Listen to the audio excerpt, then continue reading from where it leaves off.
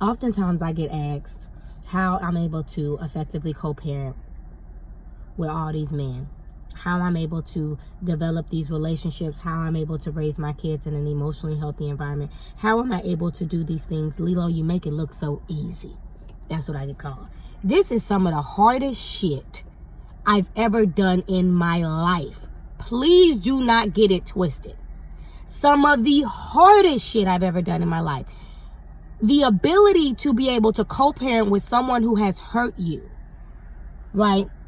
Someone who has abandoned you, someone who has neglected you, someone who has physically abused you. The ability, okay, it ain't for the weak. That journey is not for the weak. It takes a high level of emotional maturity. It takes self-accountability. It takes the ability to self-reflect on your own shit. It takes the ability to forgive someone. Primarily, it takes the ability to put your child first, above your pain. A lot of people can't do that shit. I struggle with it at times. But at the end of the day, nothing means more to me. Nothing means more to me than my child having both of their parents. If I got anything to do with it. Now, there's situations where, listen, I ain't finna let nobody be beatboxing all up against my head and then we gonna stay together, or we gonna be able to be amicable, whatever. No, not in them cases. Because he cheated on you, sis, that ain't got shit to do with that baby. Men leave. It's how it happens. Sometimes you get pregnant by a man and he leave. And men grow up. And sometimes they want to come back and be parents, right? And it's hard. So much resentment builds over that time when you've been doing it by yourself all that time. And then here he come. Want to come on back in like nothing happened. Want to pick your child up on the weekends. Want to do all of these things. And that don't make sense, right? See, the right type of mom, and that's the wrong wording, not the right type of mom, but a mom who's putting her child at first, they're going to be able to sit on their own emotions and figure out a way of how they can help this man be in this child's life now. Because I'm going to tell you one thing, if a man has been absent from their child for a period of time, whenever that man comes back, ultimately, what you as mama say is law. So if mama not forgiving, baby not forgiving. As long as your child continues to hear you argue with their daddy about how he ain't been there, how he don't care about that child, guess what happens? The child is building up their own wall. It's sad to say, but men are never going to be women. Stop getting this idea. I don't see how a man could leave his child. Nobody could ever keep me away from my child.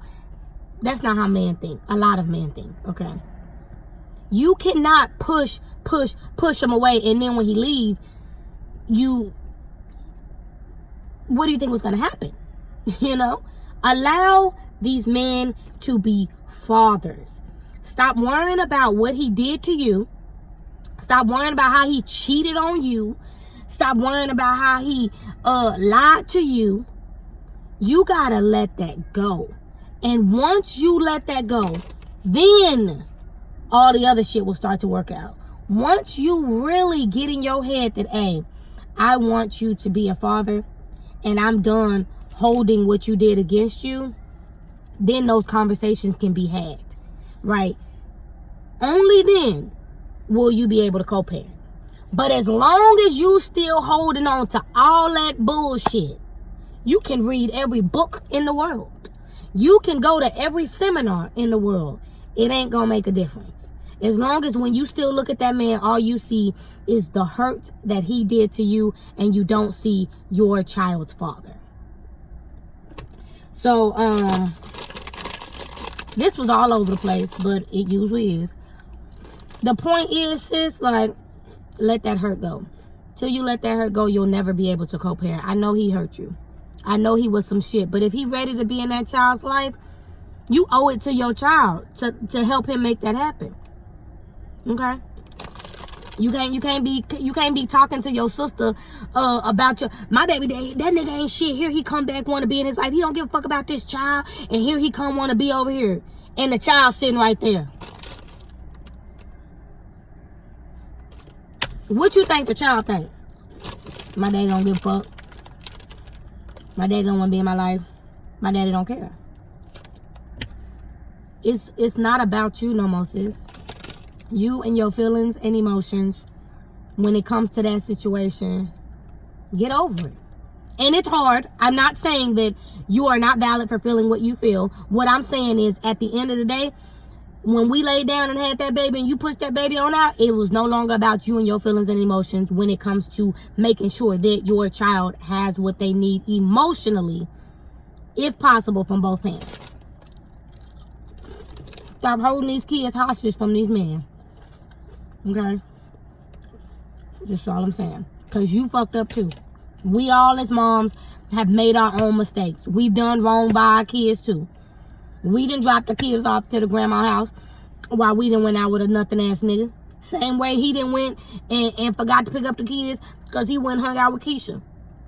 You know what I'm saying? You didn't put the baby in basketball because you ain't had no money. Same reason why he ain't put the baby in basketball, because he ain't had no money. You know what I'm saying? You lost your job and was looking for a job for 2 to 3 weeks, was on food, 2 to 3 months maybe, was on food stamps, was borrowing money from here and there. Same reason why he ain't had no job. Now, you know what I'm saying? It's different. Don't worry. Like women who are mothers, I feel like have a little bit more hustle, especially. But at the end of the day, sis, you chose to lay up with that man that wasn't doing nothing before you got pregnant. So, okay. Ran over. But you get the point.